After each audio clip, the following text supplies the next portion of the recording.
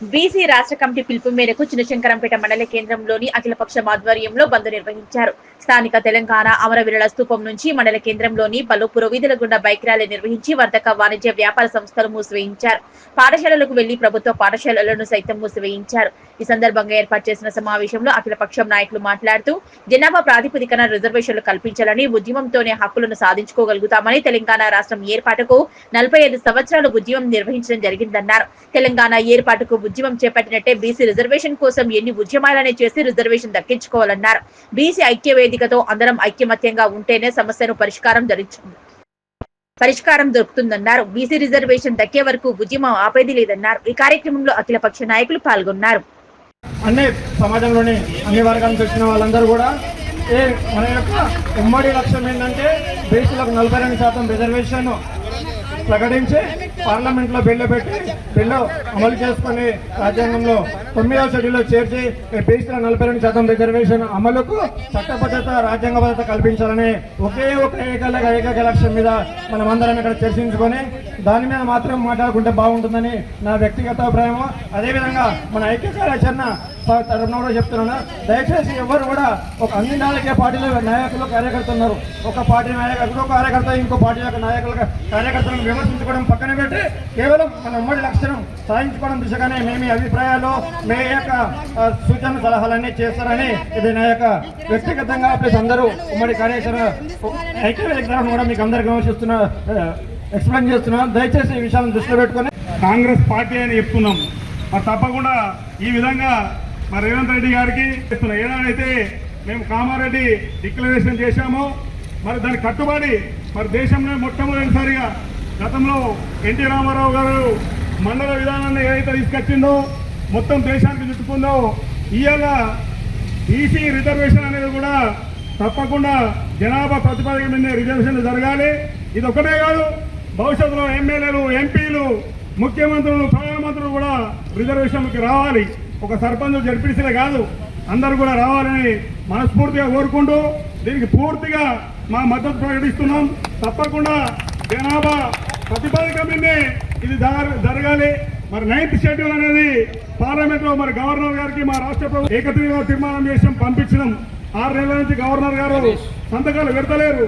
మరి గవర్నర్ గారు ఏ చేతులు ఉంటారో మీ అందరికీ తెలుసు. నేను చెప్పే దాన్ని దృష్టిలో పెట్టుకొని జయలలిత గారు ఒక 10-12 మంది మంత్రులను తీసుకొని పోయి ఢిల్లీలో ఒక్క నెల కూర్చున్నారు.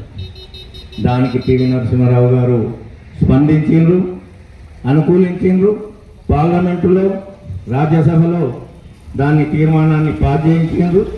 అదేవిధంగా రాష్ట్రపతి ముద్ర వేయించింది. కారణం అట్లున్నదన్నట్టు మన బీసీ దానికి చేయాలనే దానిలో. కానీ ఏమైందంటే ఇక్కడ కూడా అసెంబ్లీలో అన్ని పక్షాల వాళ్ళు మరి మేము తీర్మానం చేస్తాము అవుతుంది అని అన్నప్పుడు కోర్టు పరంగా 50% మించకూడదు అనేది సుప్రీంకోర్టు నిర్ణయం ఉన్నది మనందరూ తెలుసు. మరి 50% మించాలని అంటే తమిళనాడులో చేసినట్టు 9 షెడ్యూల్ ప్రకారంగా పార్లమెంటు, రాజ్యసభ, రాష్ట్రపతి ముద్ర పడవలసిందే. అది కాలేదు కాబట్టి చిన్నశంకరంపేట మండలంలో మన బీసీ సంఘాలు రాష్ట్ర పెద్దలు ఎవరైతే ఉన్నారో ఆర్ కృష్ణయ్య గారు కానీ, జూజుల శ్రీనివాసరావు గారు కానీ, వీళ్ళందరూ ఇచ్చిన పిలుపు మేరకు కులాలకు అతీతంగా, వర్గాలకు అతీతంగా ఈరోజు శంకరంపేట మండల కేంద్రంలో ఈ బీసీ బంద్ను విజయవంతం చేస్తున్న ప్రతి ఒక్క బీసీ బిడ్డకు, బడుగు బలహీన వర్గాల బిడ్డకు నా హృదయపూర్వక పాదాభివందనాలు. మనం అందరం ఒకటే గుర్తెరగాలి.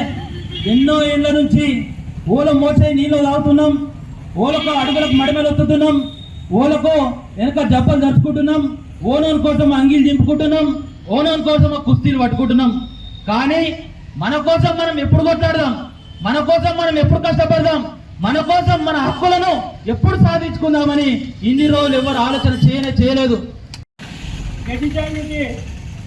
అధ్యక్షుడు మన కన్వీనరు మాధవరెడ్డి గారు పిటిషన్ చేసిన తర్వాత కూడా సోషల్ మీడియాలో మాట్లాడిస్తూ ఉంటే ఆయన ప్రతిసారి అదే మాట్లాడుతూ ఉంటే నేను బీసీలకు వ్యతిరేకం కాదు, రిజర్వేషన్ వ్యతిరేకం కాదు, కానీ బీసీలో ఉన్నటువంటి అన్ని కులాలకు న్యాయం జరుగుతలే అని చెప్తా ఉంటాను.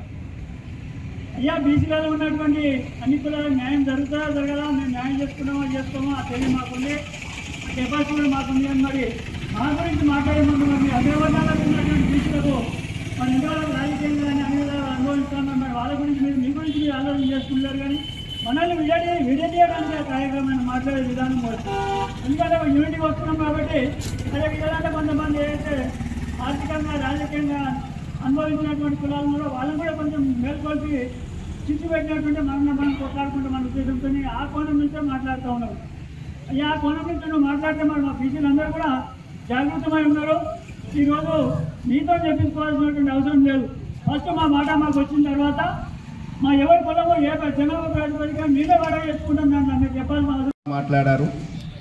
నిజంగా మరి ఎందుకు బీసీల మీద ఈ వివక్ష కొనసాగుతుంది? మరి రాష్ట్ర ప్రభుత్వం చట్టసభలో మరి 42% బీసీ రిజర్వేషన్ కల్పిస్తూ మరి ఆ రోజు శాసనసభలో రేవంత్ రెడ్డి గారి అధ్యక్షతన మరి బీఆర్ఎస్ పార్టీ కానీ బీజేపీ పార్టీ కానీ ఆమోదించి గవర్నర్ నుంచి రాష్ట్రపతికి పంపడం జరిగింది. మరి ఎందుకు వరకు రాలేదు? ఇప్పుడు ఇంతకుముందు గౌరవనీయులు పెద్దలు రిటైర్ ఉపాధ్యాయులు జయరామ్ సార్ చాలా బాగా అనిపించింది మాట్లాడి. ఏమంటే రాజు గారు కూడా చెప్పారు, ఏమనంటే మనం 98 అంటే నాకు తెలియదు, యాదవ్ గారికి బాగా తెలుసు, 98 కులాలు మనిషికో 3-4 వస్తే 400 మంది వస్తారు.